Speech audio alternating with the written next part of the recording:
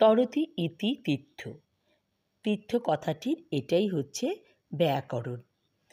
আর আমাদের জীবনকে যা মুক্তির পথ দেখায়, যে যাত্রা আমাদের জীবনকে একটা ত্রাণের কাজ করে, সেটাই হচ্ছে তীর্থযাত্রা। বাসনা শূন্য ও কামনাহীন হয়ে আমরা তীর্থযাত্রা করি। গৃহের পুজোতে যখন যজ্ঞাদি বন্ধ হয়ে যায়, তখন আমাদের মুক্তির পথ একমাত্র এই তীর্থ। ধর্মের দিকে যখন মন যায়, তখন মানুষের মধ্যে সত্ত্বগুণ বৃদ্ধি পায়। দুঃখ আমাদের জীবনে তমগুণ বৃদ্ধি করে দেয়।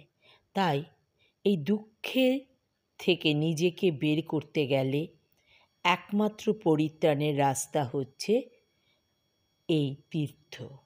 সুখ ও দুঃখ পাশাপাশি আসবে, তাই সুখ যতদিন আছে আমরা তীর্থের কথা অনুভব করতে পারি না, কিন্তু দুঃখ যখন আসে তখন মনে করি যে একটু তীর্থে যাই।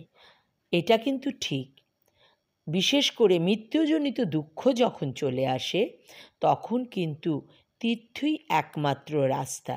সেখানে গিয়ে সাধারণভাবে থেকে যদি নাম জপ করা যায়, তাহলে আমাদের এই যে তমগুণ অনেক পরিমাণে হ্রাস পেয়ে যায়। শ্রী শ্রী সারদা মা বলেছেন, তীর্থতে তাদেরই মুক্তি হয় যারা বাসনা শূন্য হয়ে, কামনাহীন হয়ে ভগবানের নাম জপ করে।